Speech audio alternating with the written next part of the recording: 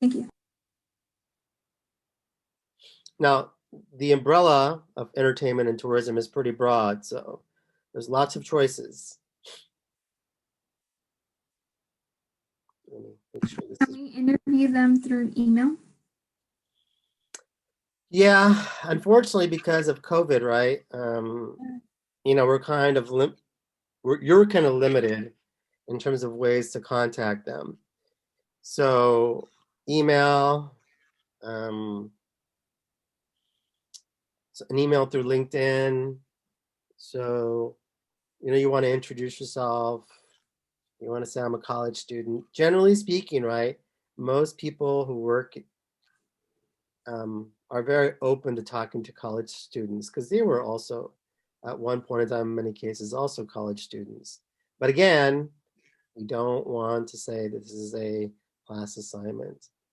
You're reaching out to these people because you're truly interested in what they do.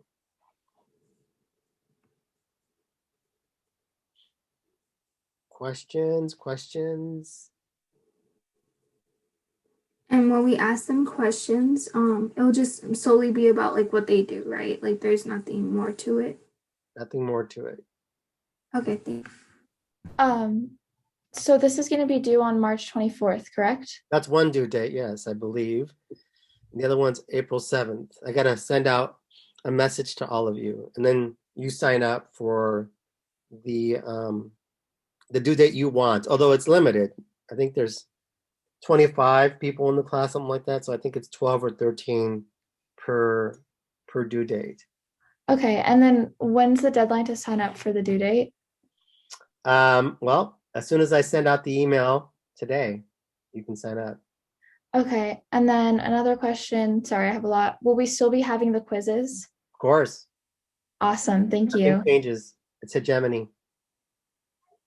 Oh, okay, thank you. Of We have a quiz this week. course.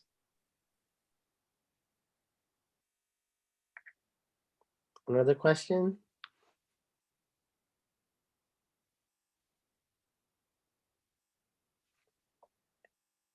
No other questions? So reach out. If you want to work in sports, reach out to somebody who works in sports. If you want to work in movies, reach out to somebody who works in movies. If you want to work in TV, reach out to them. Cable TV, you know, something in tourism, reach out to them. They do entertainment publicity, reach out to them. There's lots of choices out there and lots of folks who work in the industry. So, um, but it's going to take some legwork, especially if you don't have any contacts. So, um, start reaching out to people who may have taken this class before.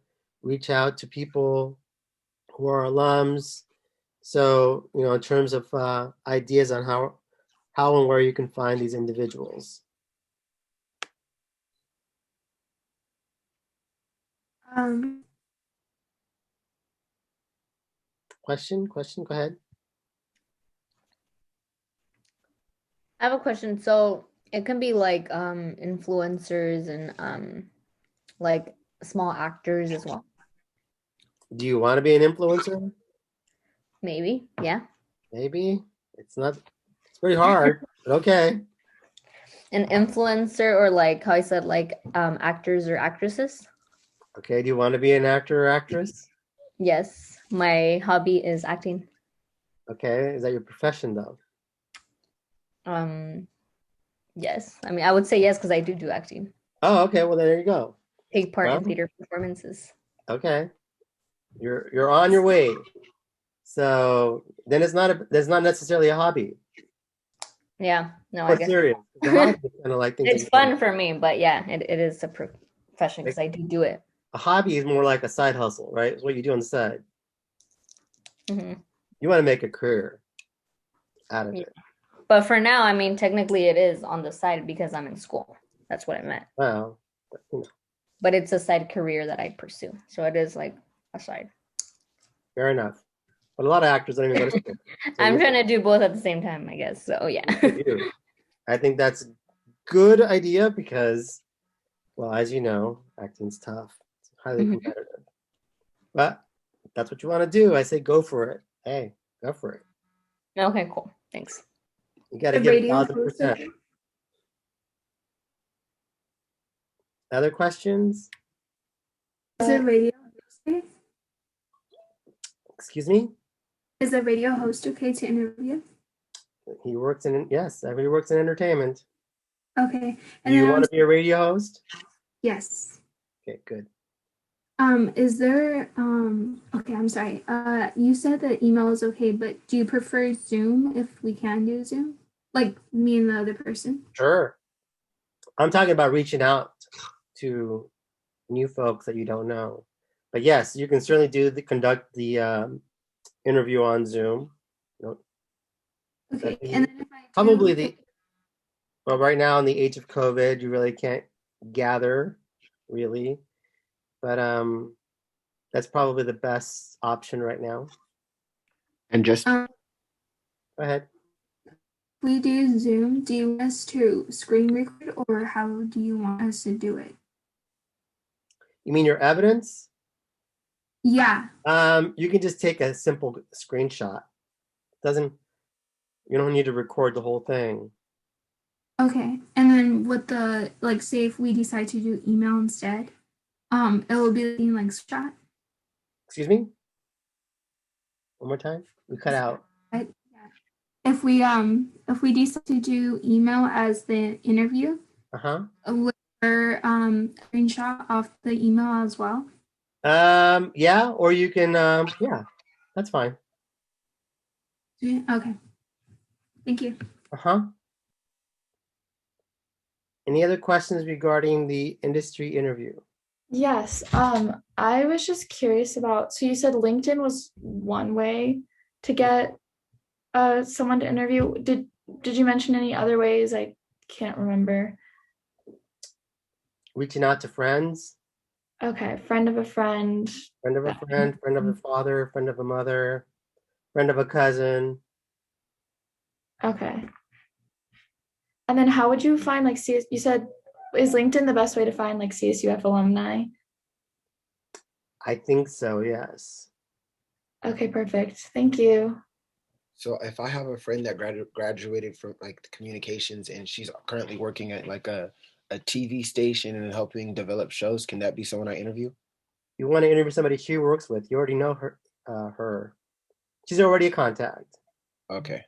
So you want to interview one of her colleagues because hopefully you have not only after this assignment, not only do you have her as a contact, now you have her friend as a contact. Okay. I'm gonna try and reach out to her and see if she can connect me with somebody. Great. That's the way to do it. Other questions, folks?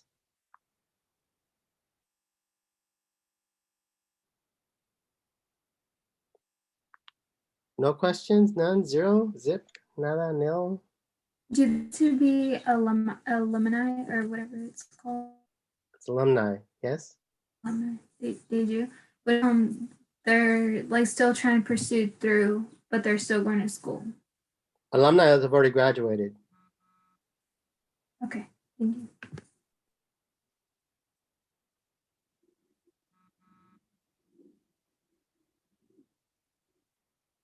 Other questions? So again, my advice to all of you is to don't procrastinate. Procrastination is death, at least academically speaking. And so, right. So if you don't have any contacts, start reaching out to folks. You may get folks that don't respond back to you. You just gotta keep grinding and keep going. And somebody eventually will say yes. It's kind of a numbers game.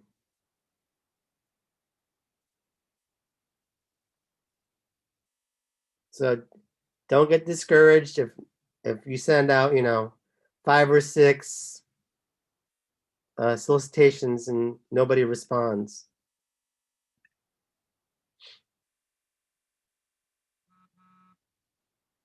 Where do we start talking about alumni?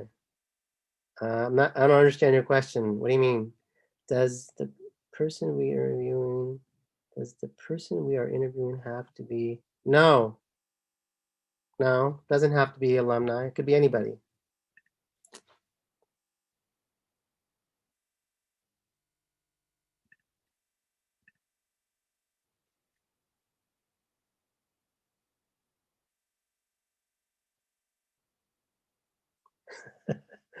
We got to alumni because that's a fellow Cal State Fullerton student's more apt to say yes.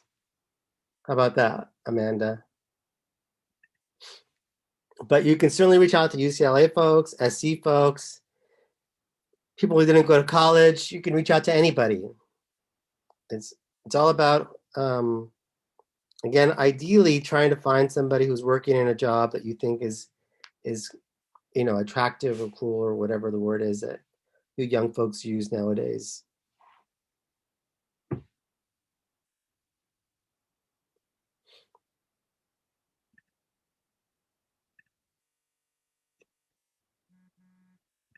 All right, so I already talk about key art. Do you guys remember? I think I did, didn't I? I have one more question. I'm Go ahead. sorry. You know how you said to into them for a class assignment? You're what cutting do- out. I can't. What did you say? Sorry, you cut out. You know how you mentioned, well, Yes, you're still cutting out, but go ahead, try. okay. You know when you said to not mention to them that it's a class assignment? Right. How, well, like, how do we approach them about it? Do we just, You tell them that you're really interested in this type of job okay, and that I would like to conduct an informational interview. okay, thank you. Mm-hmm.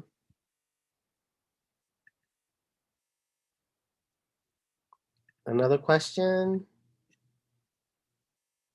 So this is especially for some of you who are introverted.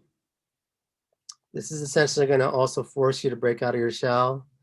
I know in the age of COVID, we've kind of been, some of us at least, have been confined to our homes and isolated. So you're gonna have to break out of that shell for this assignment. Again, for those of you who don't have contacts and those of you who are introverted, I'm not sure if that applies to you or not. No other questions, folks? So please look at the prompt that I posted on Canvas. Please read through it. I think that's it. So do you guys remember did I talk about key art? I don't remember anymore. I'm an old person. I forget. Yes, okay. So since I already talked about key art, so some of the things that marketing does is that it may help develop and select the one sheets. And I think I talked about the one sheet. This is an example. Not only is this is key art, right? It's central marketing image, but it's also placed on a poster. This key art. And so you don't call a poster or a movie poster. In the movie industry, it's called a one sheet. So if you ever work in the industry, don't say it's a movie poster, it's a one sheet. Generally speaking, marketing folks are going to refer to it as a one sheet. And so that's the poster. The other thing that marketing folks do is they sometimes work with ad agencies in terms of producing and developing and producing television ads or print advertisements. And then they have to oversee the production of trailers. Does anybody know what I mean by Cara? When I say Cara, does anybody know what I mean by Cara?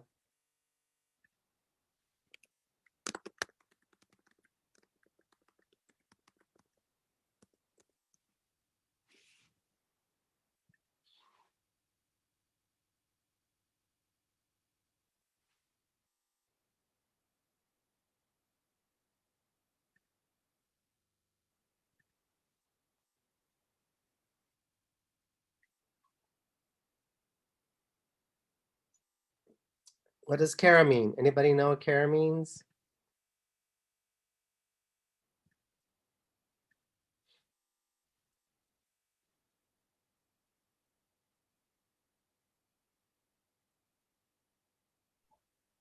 No. You got a one no. Anybody else venture to guess?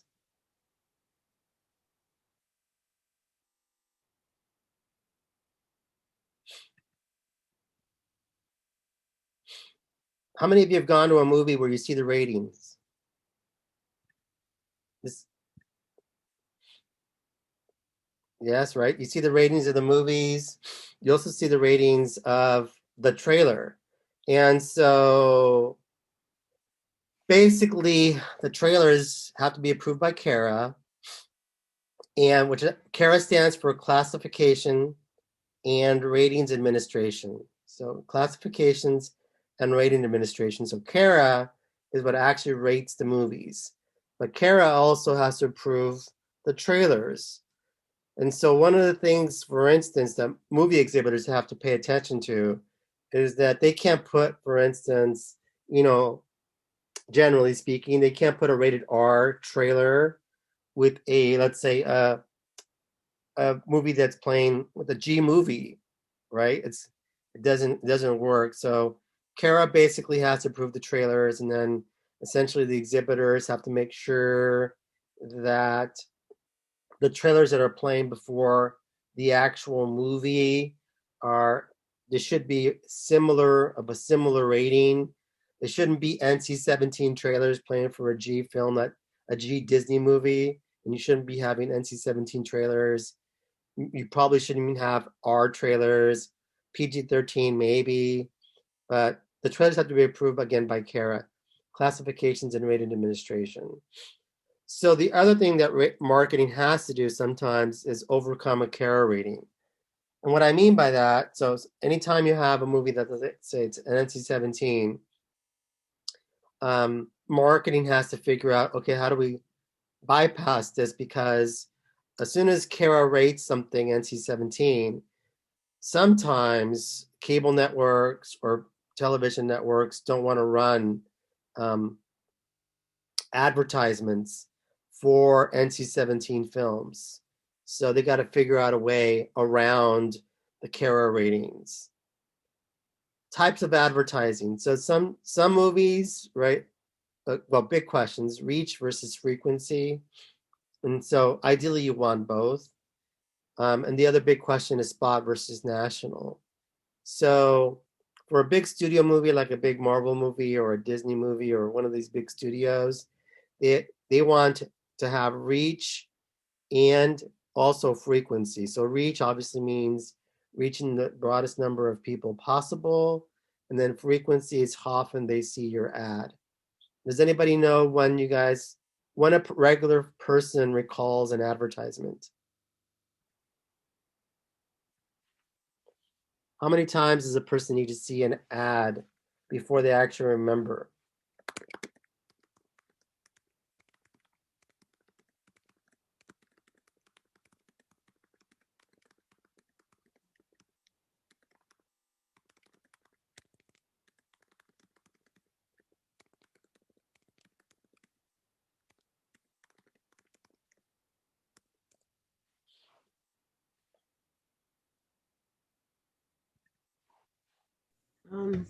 When it's indicating it's an advertisement?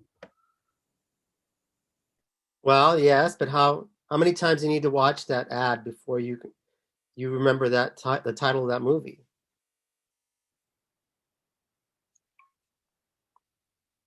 Several times. Several times, yes, that's true. It is several, but does anybody have an actual number? 7, too many. Kufri, that's actually so Carol, Kufri, and Iselia are right. It's between 3 to 5 times. Pretty good, Jared. So three to 5 times where more or less, generally speaking, the average person will remember seeing your ad. So the point that I'm trying to make, right, for these studios and in movies is that, yes, they're trying to reach the largest number of audience possible, but they also need to reach that target audience a certain number of times before they can actually recall it. So for a studio, right, they're interested in both a reach and frequency. Now, for smaller movies, right, that aren't going to be necessarily nationwide releases, they're probably more interested in frequency. In other words, they're trying to reach a very limited audience, so their reach is going to be small, but they want to reach those people a lot of times, or at least, as you mentioned here, 3 to 5 times, so that person remembers, oh yeah, that movie's coming out this weekend. It's a cool movie. It has so-and-so actor, and I like the theme. It's a horror movie, whatever. And so reach versus frequency, sometimes it's not a versus, sometimes it's both. But sometimes if you're a smaller movie, you prefer the frequency versus the reach. And for the bigger movies, you want reach and frequency. Now,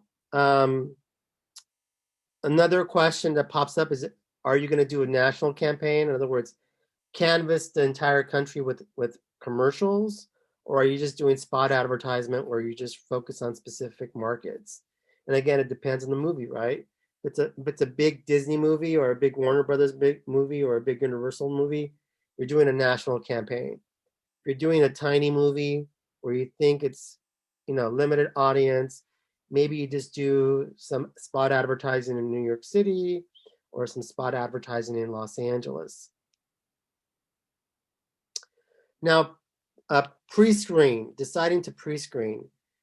So is it always a good idea to pre-screen a movie?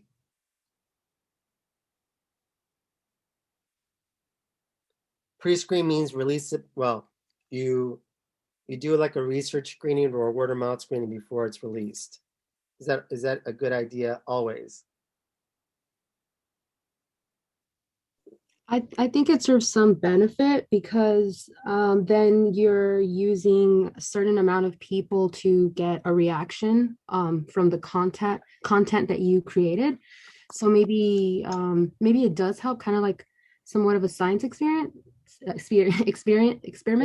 Uh-huh.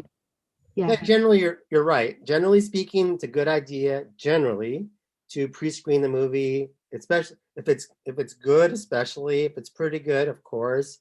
Even if it's okay, as you were saying, it's a good idea generally speaking. But what if your movie is just awful, right? You know that as soon as somebody watches that movie, it's like, oh God, they're gonna hate this. And so that's when you say, maybe we don't pre-screen it, right? Because you know the word of mouth or the buzz is going to be terrible. And so sometimes what some studios do, or some distributors do, that they do what's called a cold release. So a cold release means that they don't pre-screen it, they just release it into the marketplace. And they're hoping, for 1 or 2 good days before the word of mouth kills it. Make sense, everybody? So how to position a film. So the other question that marketing has to figure out along with distribution is essentially, how do you position a movie in the marketplace so it stands out? So whether it's a action adventure or a drama or a romance or even if it's a Disney movie, how do you position it in the marketplace so it stands out?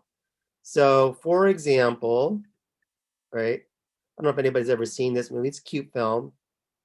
Eugenio Derbez, instructions not included. So if you have seen it, right, it's cute. It's a cute movie. It's actually, it's this really cute movie about this kind of like, gigolo kind of guy who, meets his daughter, and he kind of like raises his daughter on his own, sort of thing. And so it's a cute film, but the way the movie was positioned was awesome, because what they did, they being Pantaleon, was essentially what they figured out through their market research was that studios don't release their movies, or at least not good studio movies, during Labor Day. And they kind of throw that weekend away, because for most people, you're not watching movies on Labor Day. most young folks are going off to Vegas or going off to Mexico or Puerto Vallarta or whatever. You're not going to go watch a movie. You're going out to have fun, generally speaking, because it's really the last weekend of summer, right? Labor Day. And so Pantaleon figured out was like, that's the case for most folks, but for Latinos, they actually go to movies on Labor Day. And so this movie was targeting Latinos. That's how they positioned it. It's a bilingual film. And so they placed it during Labor Day, and they placed it in all these heavily populated Latino markets. And so the movie did really, really well during Labor Day and a few weeks afterwards. But that's what I mean by positioning. How do you position a film, even a tiny movie like this, where it's able to stand out in the marketplace and generate, a relatively good box office? In the case of Instructions Not Included, I think they made $50 million in the U.S. and another $50 million in throughout Latin America. So $100 million for this little tiny movie is a big deal. Other examples of positioning is more mainstream is if you think about Black Panther and the way it was positioned. Again, positioned before the summer season. I think it was released in March or something like that. And it had gained up a lot of momentum, and it carried it through into the summer. If you remember the movie Black Panther.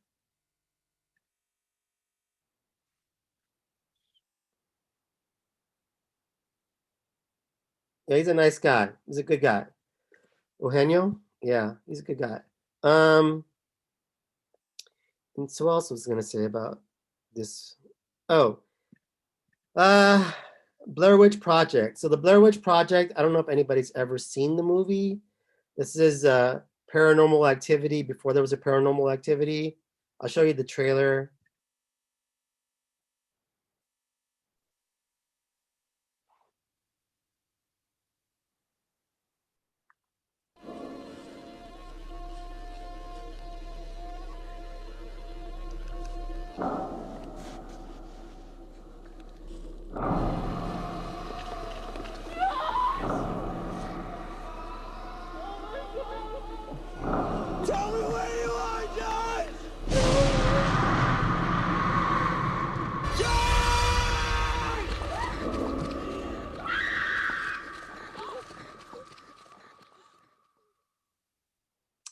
Has anybody ever seen the movie Blair Witch Project?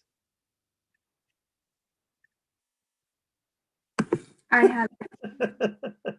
Did it really traumatize you, Juselia?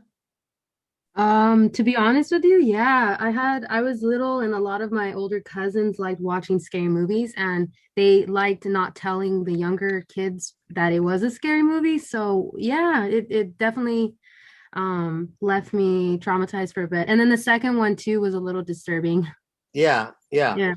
It is scary. The trailer was really scary. The movie itself, I watched it as an adult, so it wasn't traumatizing to me, but I understand what you're saying. So the reason I'm showing you this trailer and this talking about Blair Witch Project is because really this was the very first film that successfully used viral marketing. And again, when I talk about viral marketing, it's not like we think of today. And so back then, when this movie was coming out, what happened was that Artisan, which is a distributor for Blair Witch Project, and it was marketed by a lady by the name of Amaret Jones, who actually worked with her for a short period of time. I should have interviewed her about this, but anyways, so she was the brains behind the marketing, and so basically people started sending each other links through email. So there was no Twitter, there was no MySpace, there was no Facebook, there was none of this stuff. And so what we did was copy and paste the link of the trailer, and we sent it to each other through emails. And we were going, "Oh my God, check this out! Check out this trailer!" So I remember I was living in Texas when this movie was released, and people were asking me if this really occurred, because if you ever watched the movie, it's basically the setting is Western Maryland, and I used to live in Maryland when this actually happened.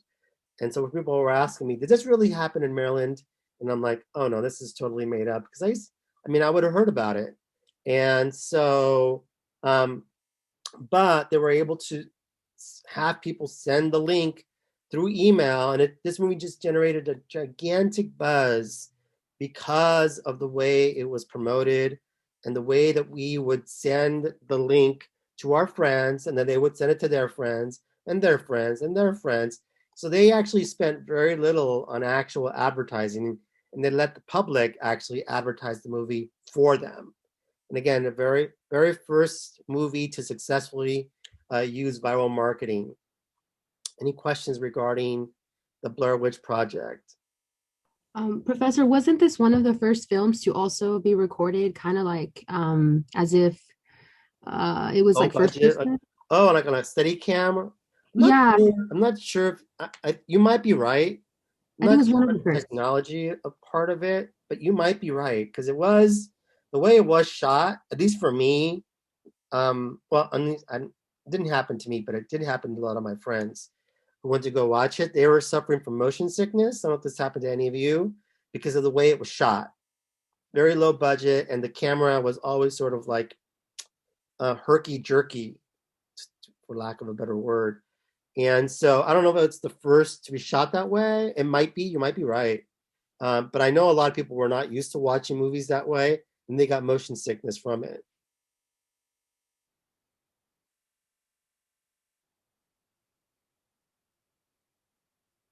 Other comments, questions? All right, so market research. We already talked about that. Market research is really important, just in terms of trying to help studios, right, come up with ways to sell their products more efficiently and obviously generate more money. And so anytime you're doing market research and you're working in the movie industry, at least in the market research department, is you look at a movie and you're automatically going to think, okay, you're going to do a SWOT analysis. Does everybody know what a SWOT analysis is? What does a SWOT analysis stand for?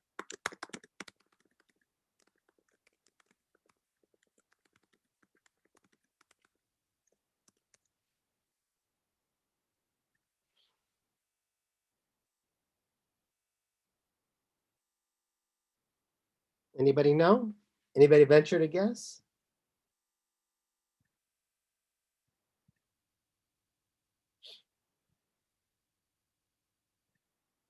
Is that the strengths, weaknesses, opportunities? And threats. Very good. Excellent. Oh, So yeah. yes, strength is S, weakness is W, O is opportunities, and T is threats. And drilling down a little bit more on what this means is that the strengths and weaknesses are controlled. In other words, the organization can control the strength and weakness. The opportunities and threats are not controlled. They're external. So strength and weaknesses, internal. Opportunities and threats, external. You can't control the threats necessarily, and you can't control necessarily the opportunities that just arise. And the other thing that market research looks at is playability and marketability. So playability means essentially that the movie is, if you watch the movie, you're going to like the movie. It's a good movie. Playability. Marketability means that, is it easily to promote? So in other words, does it have a big name actor that you would recognize? Is it based off of a famous book, or is it based off of a famous video game? Or does it have some sort of pre-existing property that makes it marketable? And ideally, right, for market research, you would ideally like to have both. You would ideally like to have a movie that's playable and a movie that is marketable. But oftentimes in the movie industry, in many cases, you often have one or the other. And so for market research, you're trying to figure out, what do you want to highlight, the marketability part versus the playability part? And so that's one of the things that you need to figure out in terms of like, what is your audience like? So depending on the type of audience, older folks or more educated folks, people who are into art movies much rather prefer playability, and they can care less about the marketability part. For younger folks who like to watch the studio movies, It's much more about marketability. And of course, playability is important, but they're more attracted, at least initially, to the fact that they have this great actor, or it's based off of this pre-existing property, or it's a sequel or something like that. The other thing, comments. Playability means that if you watch it, you'll like it.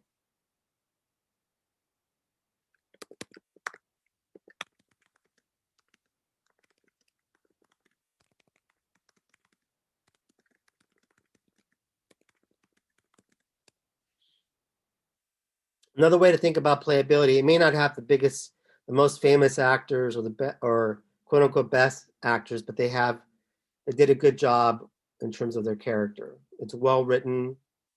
They didn't spend a lot of money on it, but it is good. It's a good movie if you watch it. Okay, quadrants. So the 4 quadrants, at least when it comes to the movie industry is interested in these 4 quadrants. So they look at male and female, right, above 25, and male and female below 25. So again, male, female, above 25, male, female, below 25. Ideally, again, right, you would want a movie that appeals to all 4 quadrants. You'd love to have a movie that appeals to men and women over 25 and men and women under 25. But oftentimes, again, for movies, it may not appeal to all 4 quadrants. And so you got to figure out, okay, which quadrant does it appeal to? And then create a campaign around that. Short shelf life. So for most new movies, as most of you are familiar, pre-COVID even, was that short shelf life. Most movies don't last in the theaters very long. There's always these new movies coming in, and so if the movie's not very good, it's out of theaters very quickly. Even if it's a good movie, 6 weeks is a long time. When I was your age, movies would last, at least 2 months if they were good. No longer the case. So anyways, market research helps to create visibility in a highly competitive environment. So I'm going to show you this trailer and explain why this movie failed, besides the fact that, it wasn't well done. Besides that. Our sport has a bright future ahead.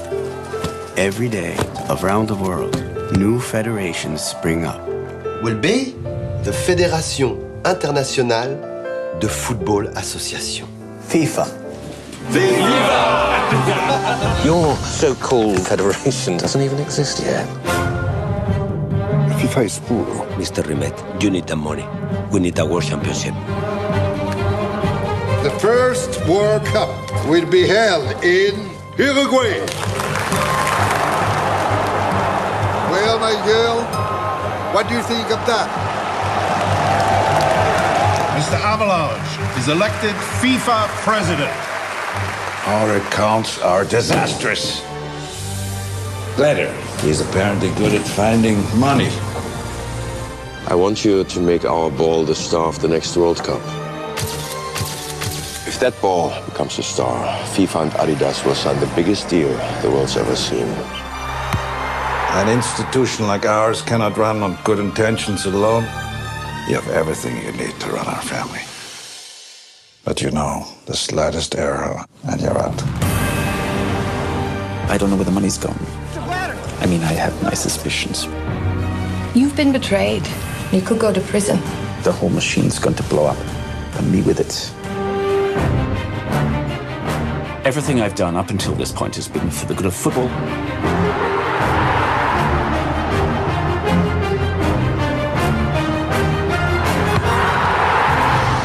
Gentlemen, remember, you're making history.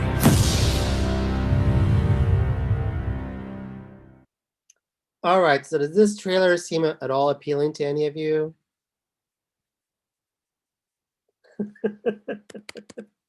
Well, yes. So that movie was certainly not good. Did it have any big name actors or actresses that would compel you to go oh, that movie's marketable because it has XYZ actor.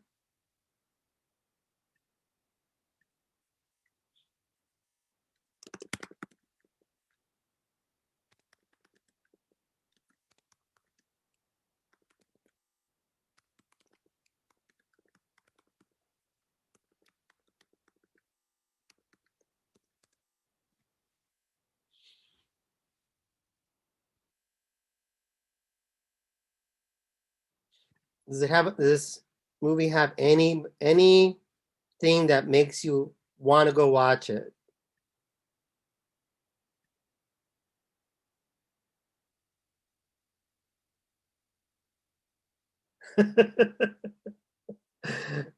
Okay, that's a good point, actually, Amanda. The trailer does make you see like you've already watched. They gave away too much. Good point. So the trailer is not well produced. You're right about that. There's not these well-known actors. You're right about that. I think Jared pointed out the movie was terrible. It was terrible, but of course you hadn't seen it yet, so you didn't know. So there was all these series of errors that happened.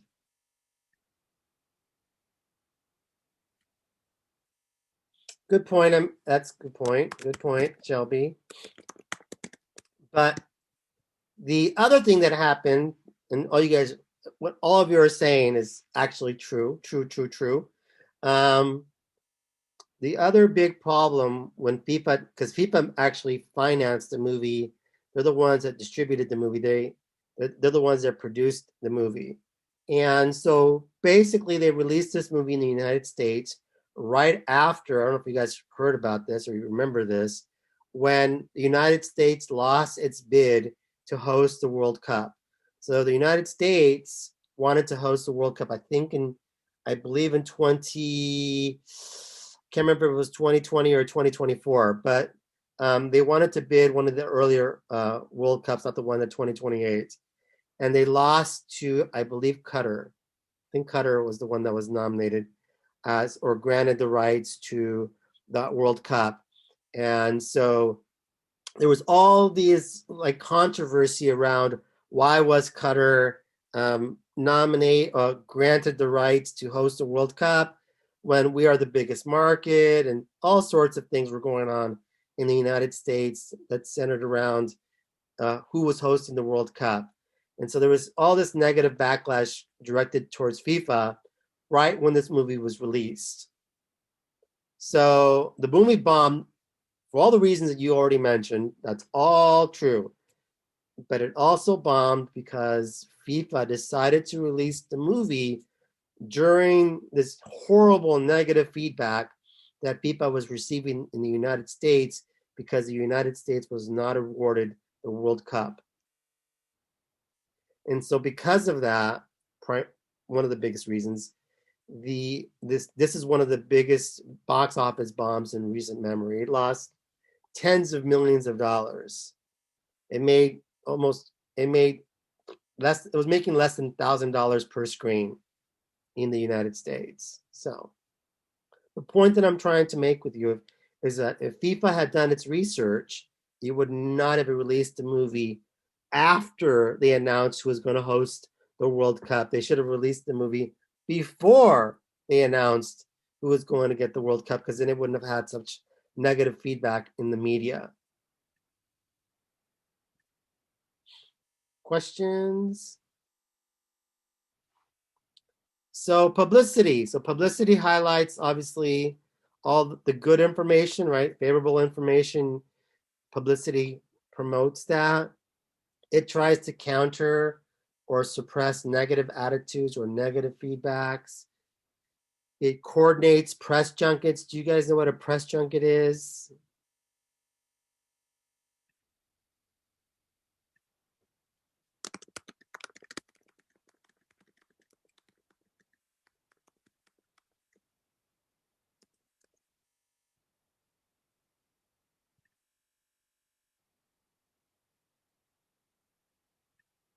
Any idea what a press junket is?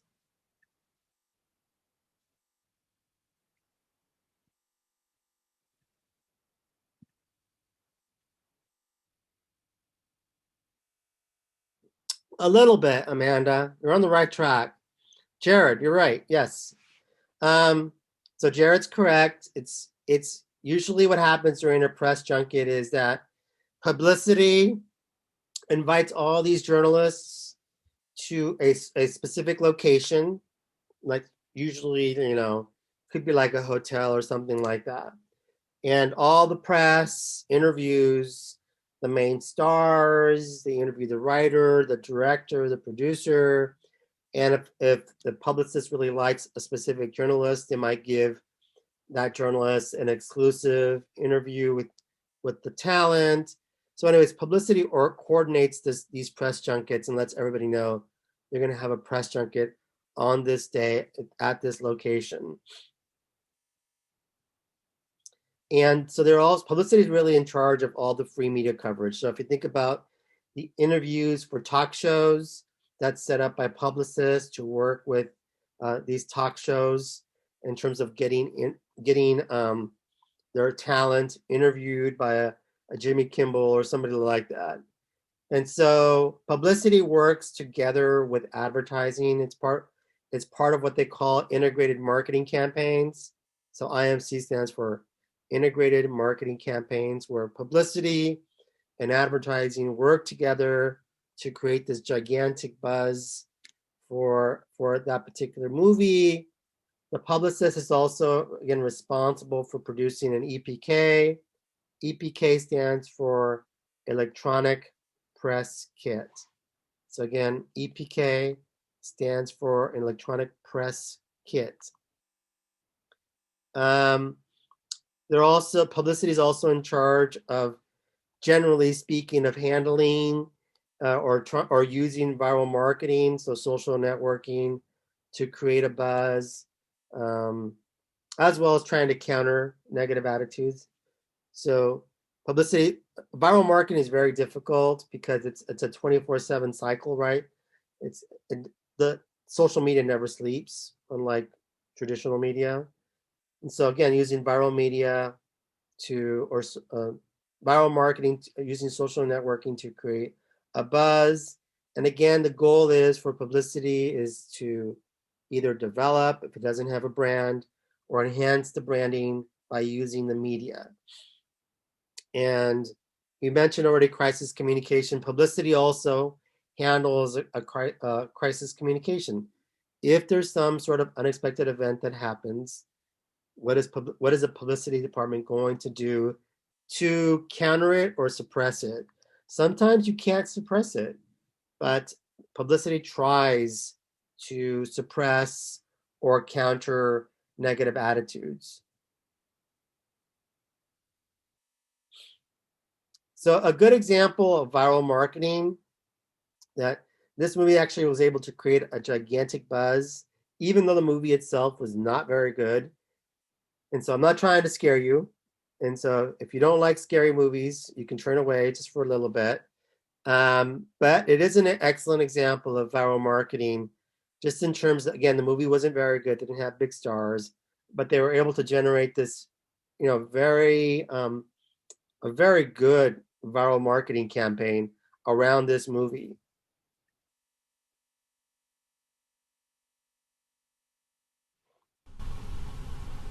Look at that face, you saw that?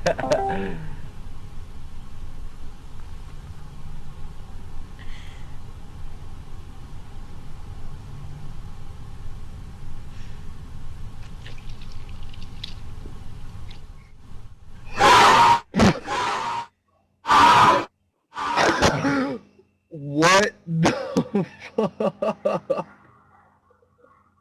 Holy shit. What the fuck was that? I thought she was real. It was real, dude.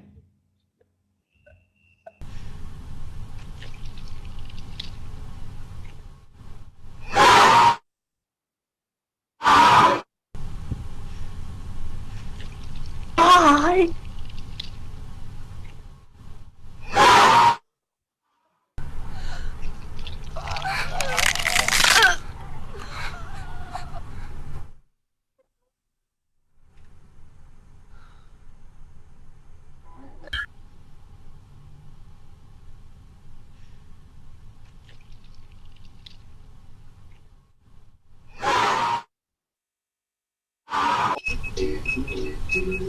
intro's funny as hell.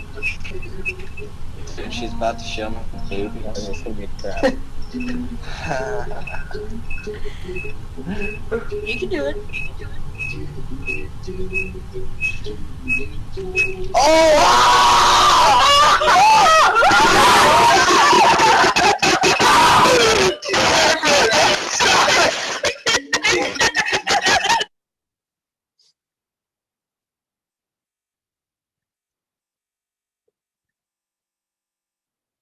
Yeah, I mean, this is like a great viral marketing campaign. And again, this movie is super low budget, and nobody expected anything out of this film, and it ended up making first week again with very little money spent in traditional media. They mostly just did a viral marketing campaign. I think they made about $20 million in the opening box office. It was either the first number, either number one or number two at the box office for that particular week, largely because they were able to create this great viral marketing campaign, and it just generated millions of views and largely, again, publicity.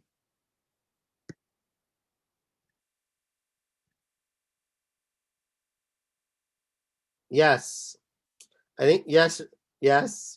You're right, Emily. They did it. That's right. That's exactly right.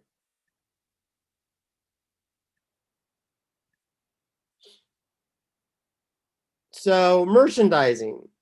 So does anybody know what Herman K. Kamen did? What's his role in the world of merchandising? Granted, I'm asking you about somebody who lived in the 1930s. But he worked very closely with Walt Disney. And so does anybody know what he helped to create for Disney that made a lot of money for Disney? Professor, Yes. do you think you could go back a couple slides to the market research one, please? I just want to double check something. You have your PowerPoint slides on like Canvas, right? Oh my gosh, you're right. Okay, sorry. Oh. That's okay. What do you want to go back to? The publicity one, please, and market research, but I can look it up on my own time. It's no big deal.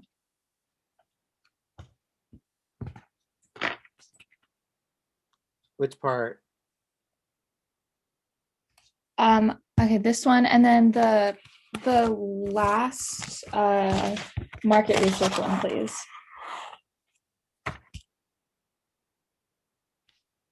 Okay, perfect. Thank you. Huh? That's good. Thanks.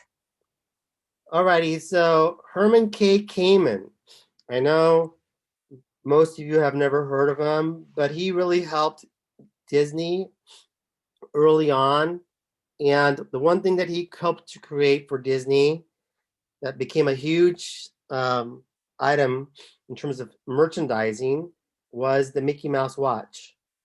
He's the one that basically told Walt Disney, hey, if you create a watch out of Mickey Mouse, this could work. And, Walt Disney, good for him, listened to him. And, Walt Disney was able to sell, I don't know how many watches they sold, but a lot. And that was Herman K. Kamen's idea. He was an early person who was really an innovator when it comes to merchandising. Would have been interesting to see what I've done moving forward. Unfortunately, kind of sad, he dies in a plane crash. And he was still a relatively young man, unfortunately, but a true innovator when it comes to the idea of merchandising. He was really one of the way ahead of his time. Again, he helped to create the Mickey Mouse watch. And Lucas, of course, who most of you are probably familiar with, is also another innovator when it comes to merchandising. If you think about the movie Star Wars, so if you know the career of George Lucas had made a movie prior to Star Wars called American Graffiti, and so he was kind of like hot. He was a hot director, director. and he wanted to do this movie called Star Wars, but of course, you know, the studios were not really keen on the idea of having this movie take place in space. You know, it's really a Western in space. What is these stormtroopers? This person named Darth Vader. What the heck's going on here? So the studios were not keen on the idea of this movie, but they liked George Lucas. And so because George Lucas was such a great, you know, negotiator, he was like, well, I'll take a pay cut, right, on the movie to make it, but I want the merchandising rights for the movie. And so, you know, the studios were kind of like, okay, well, sure. Again, studios hadn't caught on to the idea of merchandising. Herman K. Kamen had died long before this, and so people had forgotten how successful merchandising can actually be. And so obviously Lucas has made a fortune off of merchandising, all because he had the foresight to say, I'll take the licensing for all products based off of Star Wars. And I think he's kept a portion of that even after he sold it to Disney, I believe. So anyways, what does merchandising mean? It's spinning off of products, whether it's toys, clothing, based off of, you know, could be a movie, television program, of course, a sports team.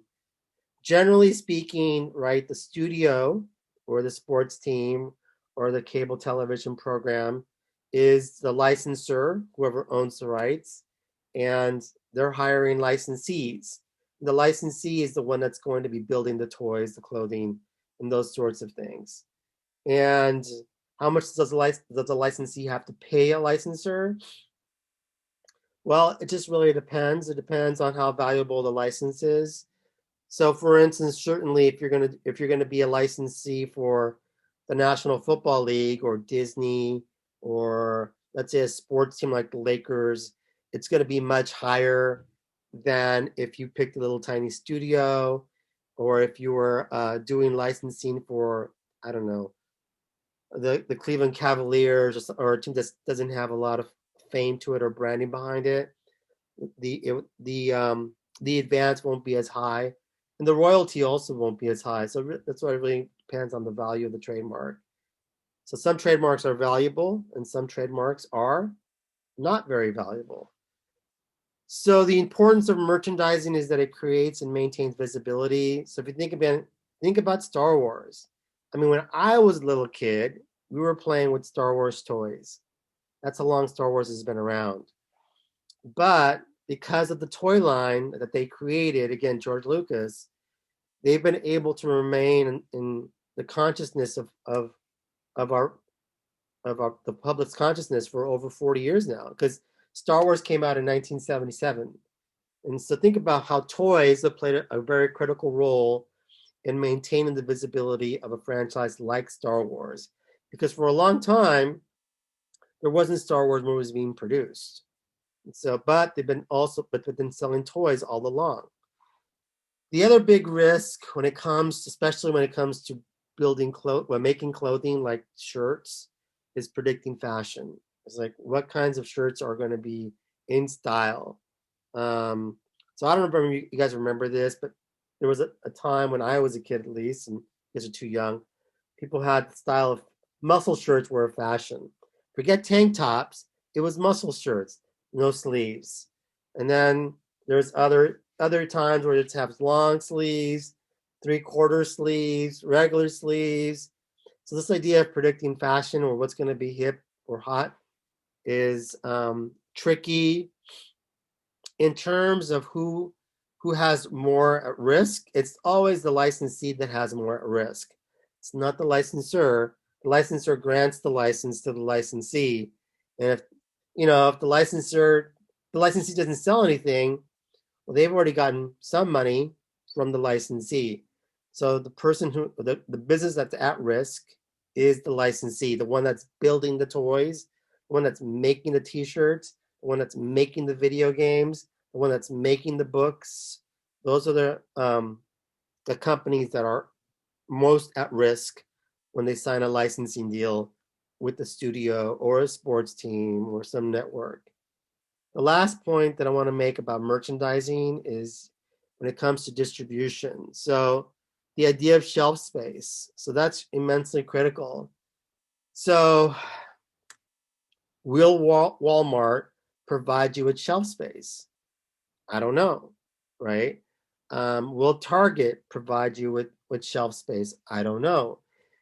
And so it really depends on who Walmart or who Target's working for, or working with, I should say. If you're going to have Disney distribute your stuff for you, which they're going to charge you a fee, they're more apt to work with Disney or any sort of Disney stuff versus other stuff. So as soon as they hear Disney, Disney stuff's going to sell, so we're going to create shelf space for them in Targets, in Walmarts, or America shops, not necessarily you guys.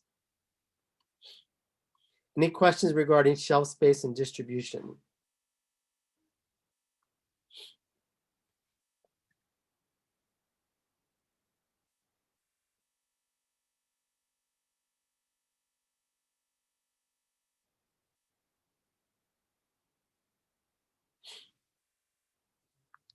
What time is it? 5 minutes. I'll pass merchandising. So promotional tie-ins. So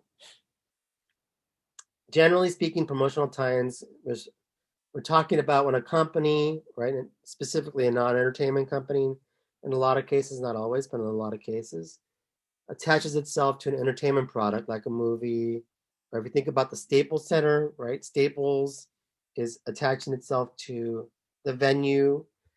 Also, when a company hires an athlete or a celebrity as an endorser, it's in a lot of ways that is a tie-in.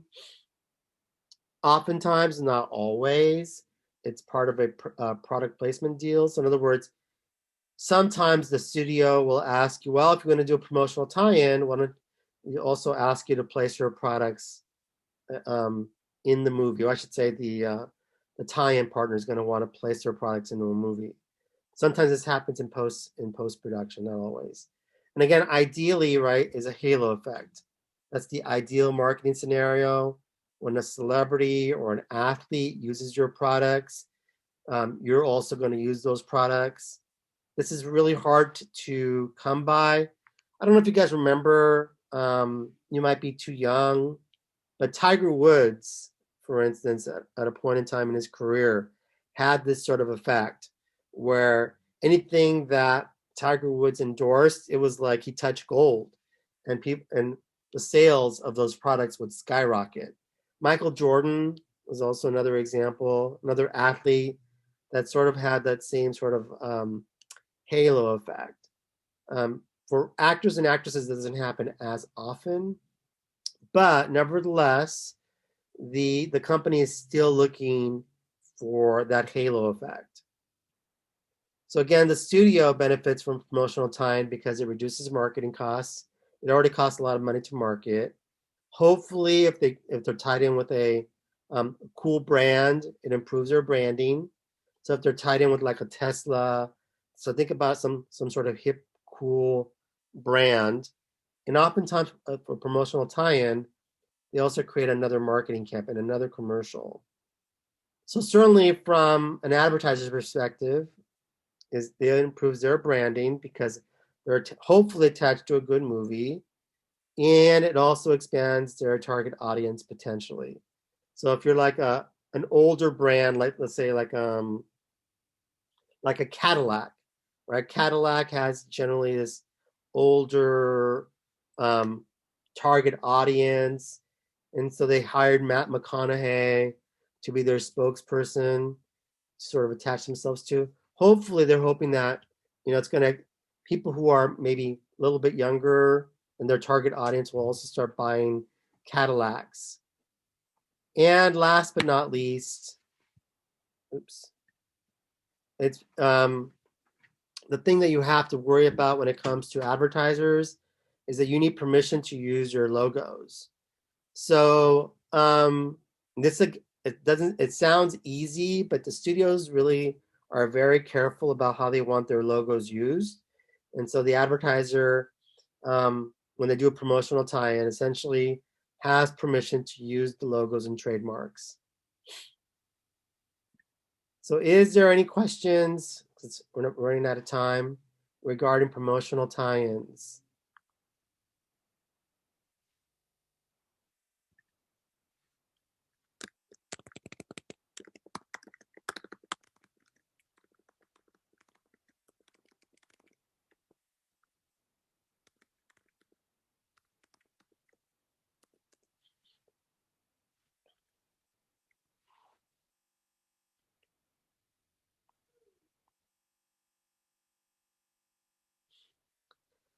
All right, folks. So we're going to end here. We'll talk about promotional tie-in partners.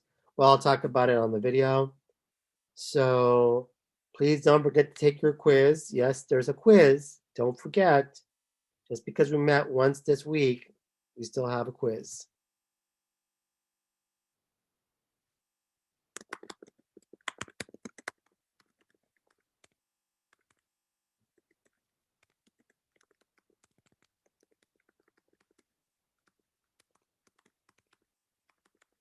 Yes, Amanda, just on today's lecture.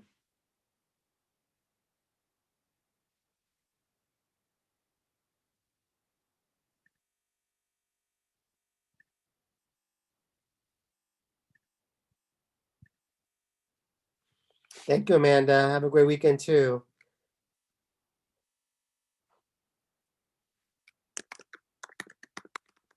Bye. Thank you. Bye. Have a good rest of the week. Bye. Thank you, Professor. Have a good one.